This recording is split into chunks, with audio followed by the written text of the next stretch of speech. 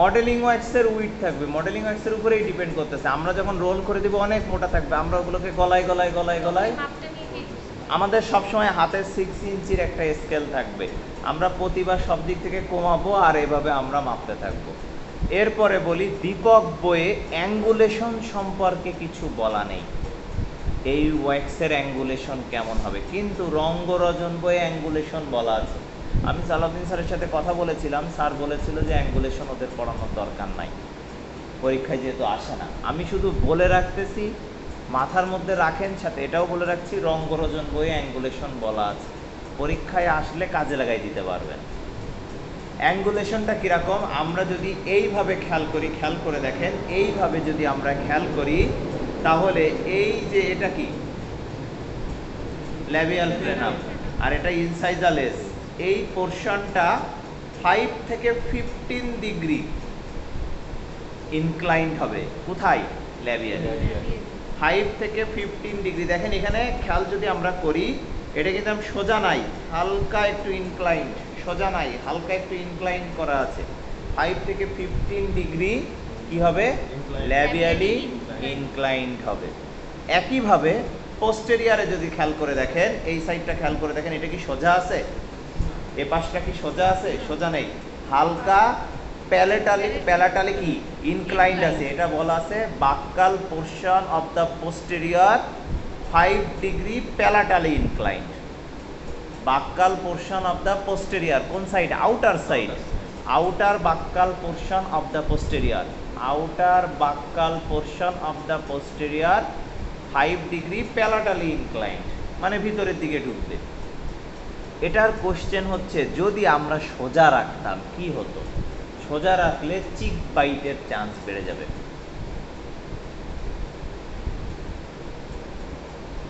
একইভাবে এবার ভিতরের দিকে খেয়াল করে দেখেন, ইনার অ্যান্টেরিয়র পোর্শন, এটা কি inner anterior portion, inner anterior portion 5 degree labially incline. এটা কি সোজা আছে? আমরা যদি এইভাবে রাখি, কলমটা যদি এইভাবে দিই, এটা সোজা আছে না, সামনের দিকে একটু আগায় দেওয়া আছে, সামনের দিকে একটু আগায় দেওয়া আছে। এটা হচ্ছে কি বলা আছে? Inner anterior portion 5 degree labially incline. জি,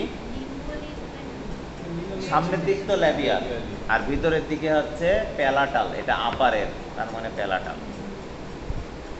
একইভাবে দেখেন ইনার বাক্কাল পোর্শন, এই যে এই পোর্শনটা ভিতরের দিকে, ইনার বাক্কাল পোর্শন কি সোজা আছে? না, এটা হচ্ছে 5 degree buccally incline. Inner buccal portion 5 degree buccally incline. Buccal portion ভিতরের পোর্শন বা ইনার বাক্কাল পোর্শনই বলেন, ইজি হবে পড়তে আপনাদের জন্য। এটা রঙ্গরজন থেকে পড়াইতেছি, ক্লিয়ার? দীপকে আরেকটা কথা এখানে বলা আছে, আমরা যখন আপারের অক্লুসাল রিমের অ্যান্টেরিয়ারের সেন্ট্রাল ইনসাইজার দুইটা বসাবো, সেটা এই যে ইনসিসিভ প্যাপিলা আছে না, এই ইনসিসিভ প্যাপিলা থেকে 8 মিলিমিটার অ্যান্টেরিয়ারলি বসাইতে হবে। মানে এই বরাবর কি আছে? এই বরাবর আছে ইনসিসিভ প্যাপিলা, মানে এই পোর্শন থেকে এই পোর্শনের ডিস্টেন্স 8 মিলিমিটার আগে থাকতে হবে, কারণ আমরা এই জায়গায় সেন্ট্রাল ইনসাইজার বসাবো। এটার পিছনে যে থিঙ্কিংটা হচ্ছে সেটা হচ্ছে যে ওখানে কোনো প্রেশার পড়বে না। উনি কোনো ব্যাখ্যা লেখে নাই, উনি এই কথাটাই শুধু বলছে। তো যেহেতু আমরা এখানে রিলিফ এরিয়া চিন্তা করি, তো সেই ক্ষেত্রে আমরা চিন্তা করি হয়তো বা প্রেশার পড়বে না, এই চিন্তার জন্যই উনি বলেছেন, বা ফেস ফর্ম ফেস প্রোফাইলের জন্যও বলতে পারেন। উনি কোনো ব্যাখ্যা লেখেন নাই এখানে, ক্লিয়ার? এটা আপনাদের জাস্ট একটু মাথায় রাখার জন্য বলা। আমাদের লোয়ার আপারেরটা শেষ, আমরা একটু লোয়ারেরটা ব্যাখ্যা করি। লোয়ারেরটা ব্যাখ্যা করার জন্য আমার একটা লোয়ারের মডেল লাগবে। আমি এইভাবে অক্লুসাল রিমটা বসিয়ে দিলাম। লোয়ারের ক্ষেত্রে কি বলা হচ্ছে, এখানে ডেপথ অফ দ্য সালকাস থেকে ইনসাইজাল এস পর্যন্ত হবে 18। আপনারা একটু বই দেখে নিন, 19-20 হতে পারে, 20ও হতে পারে, 18ও হতে পারে। আর পোস্টেরিয়ারে বলা হচ্ছে up to the retromolar pad বা 2/3 অফ দ্য রেট্রোমোলার প্যাড। দুই বইয়ে দুই কথা বলা আছে। এক বইয়ে দীপকে বলা আছে up to the retromolar pad, রঙ্গরজন বইয়ে বলা আছে 2/3 of the retromolar pad. Dipak বইয়ে যেটা বলা আছে ওই বইটা পড়েন, কারণ টিচাররা দীপকেরটাই এখন অ্যাকসেপ্ট করে বেশি, রঙ্গরজন এখন অতটাই করে না। ক্লিয়ার? তার মানে অ্যান্টেরিয়ারে আমরা কি বললাম, ডেপথ অফ দ্য সালকাস থেকে ইনসাইজার এস পর্যন্ত 18। আপনারা একটু বইটা দেখে নিন, আমার একটু ভুল হতে পারে, আমার সঠিক এখন মনে পড়ছে না। আর পোস্টেরিয়ারের ক্ষেত্রে up to the retromolar pad, এটা রেট্রোমোলার প্যাড, এটা রেট্রোমোলার প্যাড, একটু খেয়াল করে দেখেন এই দুইটা হচ্ছে রেট্রোমোলার প্যাড। কিন্তু এখানেও একই কথা, পেশেন্টের সবাই তার রিজ এত সুন্দর থাকবে না, রিজ রিজার্পশন হবে। তার মানে আমরা crest of the denture base থেকে আমাদের মাপতে হবে। তার পদ্ধতি সেম, আমরা একটা এসএস ওয়্যার এখান থেকে বসাই দিব, বসাই দেওয়ার পরে মার্ক করব, মার্ক করার পরে বাইরে এনে মাপবো। এখানে একই কথা, অ্যান্টেরিয়ারে হচ্ছে 10 মিলিমিটার আর পোস্টেরিয়ারে হচ্ছে up to the retromolar pad, আর ক্রেস্ট থেকে সাধারণত 3 থেকে 6 হইলেই হয়। কিন্তু এখানে আমরা up to the retromolar pad আমরা দেখতে পাচ্ছি, রেট্রোমোলার প্যাড তো দেখা যাচ্ছে, দেখা যাচ্ছে না? তো পোস্টেরিয়ারের ক্ষেত্রে 3 থেকে 6 অথবা up to the retromolar pad আমরা মিলাই দিলে হচ্ছে। কিন্তু অ্যান্টেরিয়ারে ক্রেস্ট থেকে কত আসতেছে? 10 মিলিমিটার। এবার আসেন থিকনেস। থিকনেসের ক্ষেত্রে আই মিন উইডের ক্ষেত্রে আপনার অ্যান্টেরিয়ারে হচ্ছে 3 থেকে 5, আগেরটাই বলেছিলাম 4 থেকে 6, এখন বলতেছি 3 থেকে 5। কারণ কি? কারণ আপারেরটা একটু বাইরে থাকবে, লোয়ারেরটা একটু ভিতরে থাকবে, তাই না? আপনারা তারপর একটু বই দেখে নেবেন। প্রিমোলারের ওখানে 5 থেকে 7, মোলারের ওখানে 8 থেকে 12, দীপক বইয়ের রেফারেন্স। অ্যান্টেরিয়ারের উইড হচ্ছে 3 থেকে 5, প্রিমোলারের ওখানে 5 থেকে 7, আর পোস্টেরিয়ারের জন্য উইড হচ্ছে 8 থেকে 12। আমার ভুল হতে পারে, আপনারা দীপক বই থেকে একটু দেখে নেবেন। আবারও একই কথা বললাম। আসেন অ্যাঙ্গুলেশন নিয়ে একটু আলাপ করি। এটা খেয়াল করে দেখেন, এটা এখানে সমান, দুই রাইটার দুই কথা বলছে। দীপক বলছে এটা সমান করে তুলতে হবে, আর রঙ্গরজন বলতেছে না, এটা 5 ডিগ্রি ল্যাবিয়ালি ইনক্লাইন করে তুলতে হবে। তো যদি রঙ্গরজন থেকে পড়েন তাহলে আউটার অ্যান্টেরিয়ার আউটার পোরশন কি থাকবে? 5 degree labially incline, 5 degree labially incline. কিন্তু দীপক বলতেছে একদম সোজা থাকবে। ক্লিয়ার? কখনো যদি জিজ্ঞাসা করে বলবো না, দুইটাই অ্যাকসেপ্টেড, যে কোনো একটা বললেই হবে।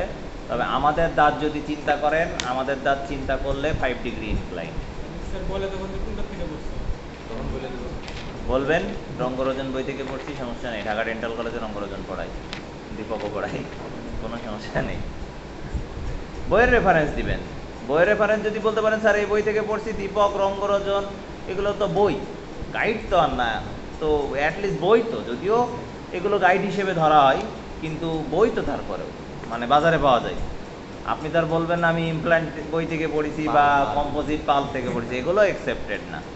ওকে, যে কথাটা বলতেছিলাম। আর পোস্টেরিয়ার আউটার পোরশন খেয়াল করে দেখেন, এটা কি স্ট্রেট আছে? না, স্কেল হলে আরো ভালো বোঝানো যেত, কলম তো কার। এটা 5 degree lingually incline. Posterior outer portion মানে পোস্টেরিয়ার এই যে আউটার পোরশন, এটা কি posterior outer portion 5 degree lingually inclined. এখানে ওই একই কথা, এটা যদি সোজা থাকতো তাহলে চিক বাইট হইতো। এবার আসেন inner anterior portion. Inner anterior portion এটা বলা আছে 5 to 15 degree labially inclined. Inner outer portion, inner anterior portion, inner ভিতরের সাইড, অ্যান্টেরিয়ার পোরশন সামনের side, 5 to 15 degree labially incline. রঙ্গরজনে যতটা সময় 5 লেখা আছে, 15টা লেখা নেই, একটু দেখে নিয়েন, আমার ভুল হতে পারে। আর ইনার পোস্টেরিয়ার পোরশন এটা হচ্ছে 5 ডিগ্রি বাক্কালি ইনক্লাইন।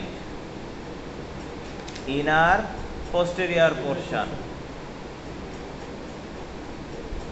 বা পোস্টেরিয়ার লিঙ্গুয়াল পোরশনও বলতে পারেন, আমি সহজ করে বোঝার জন্য এভাবে বলতেছি। Inner posterior portion 5 degree buccal incline. কেন এই জায়গাটা এভাবে হলো? কারণ এখানে টাংটা এভাবে বসবে, যদি ভিতরের দিকে থাকে তাহলে টাং বসতে পারবে না, তখন টাং উল্টা যে মডুলাসের কারণে ডেঞ্চার উঠে আসার যে চান্স থাকে সেটা টাং প্রিভেন্ট করতে পারবে না। কিন্তু এখানে যখন টাং বসে থাকবে তখন ডেঞ্চারকে ঠেসে ধরে রাখবে। ক্লিয়ার? গেল। এই হলো অক্লুসাল রিমের হাইট, উইড, এক্সটেনশন। তাহলে লোয়ারের এক্সটেনশন কত পর্যন্ত হচ্ছে? Up to the retromolar pad পর্যন্ত এক্সটেনশন হচ্ছে। আর 20% নিচে চার্জ চলে আসছে। কোনো সমস্যা নেই, বন্ধ হয়ে গেলে আমার পাওয়ার ব্যাংক আছে। ওকে, যে কথাটা বলছিলাম, এখন দেখেন আমরা দুইটা অক্লুসাল রিম বানিয়ে ফেলেছি। আমরা যখন কমপ্লিট ডেঞ্চার বানাই, এই কথাটা আপনাদের সাথে আমার আলাপ হয়নি, কিছু কাজ আমরা ক্লিনিক্যালি করি, কিছু কাজ আমরা ল্যাবে করি। এটা আপনারা যদি রঙ্গরজন বই বা দীপক বইয়েও মনে হয় লেখা আছে, রঙ্গরজন বইয়ে লেখা আছে, আমি 100% sure. Clinical part, laboratory part বলে ভাগ করা আছে। ইমপ্রেশন ক্লিনিক্যাল পার্ট, মডেল কিন্তু ল্যাবরেটরি পার্ট, তাই না? মডেলটা আমরা ল্যাবে বানাচ্ছি, পেশেন্ট ক্লিনিক্যালে করতেছি না। তো এই যে অক্লুসাল রিমটা আমরা বানাইলাম, এটা কি ক্লিনিক্যাল না ল্যাবরেটরি? অবশ্যই ল্যাবরেটরি পার্ট, আমি ল্যাবে বানিয়েছি, আমার তো এখানে পেশেন্টের কোনো দরকার নেই। এই দুইটা অক্লুসাল রিম দিয়েই আমরা এখন পেশেন্টের ভার্টিক্যাল হাইট নিব। ভার্টিক্যাল হাইট আসলে কি, সেটা আসলে আমাদের আগে জানতে হবে। সর্বপ্রথম আসতে হবে জ রিলেশন কথাটা থেকে।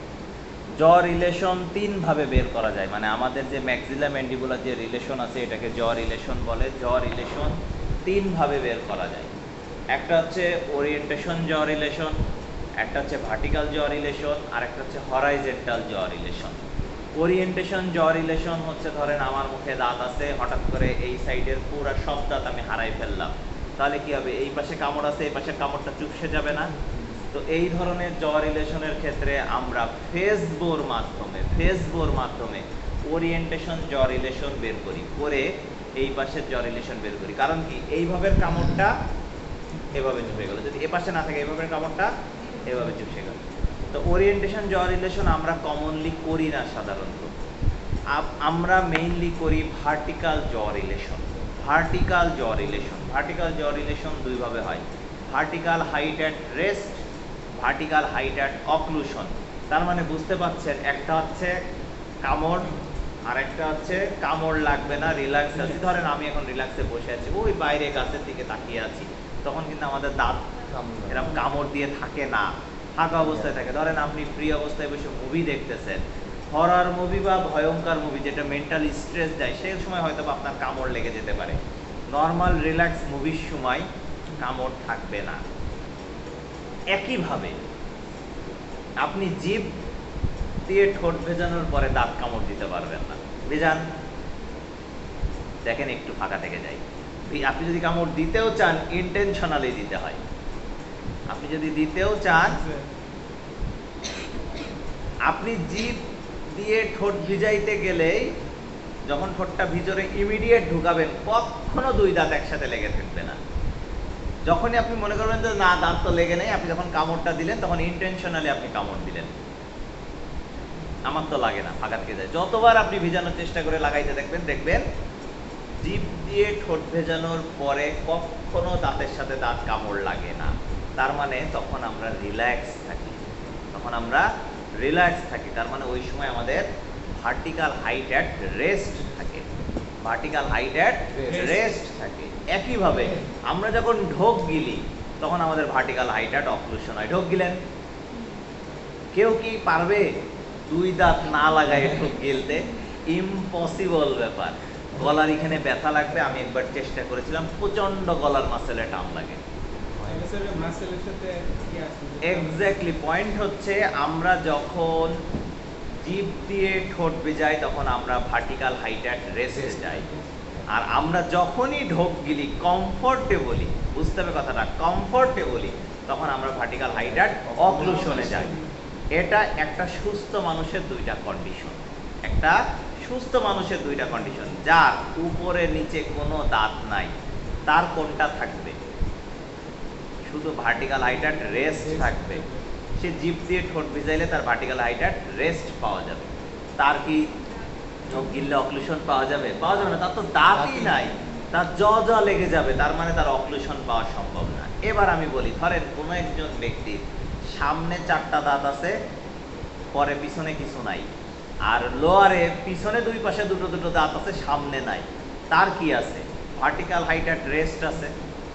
ঠোঁট দিয়ে ভিজাইলে তার কি ভার্টিক্যাল হাইট অ্যাট অক্লুশন আছে? তারও কিন্তু ভার্টিক্যাল হাইটেড অক্লুশন নাই, কারণ তার তো দাঁতের সাথে দাঁত কন্টাক্টে আসে না।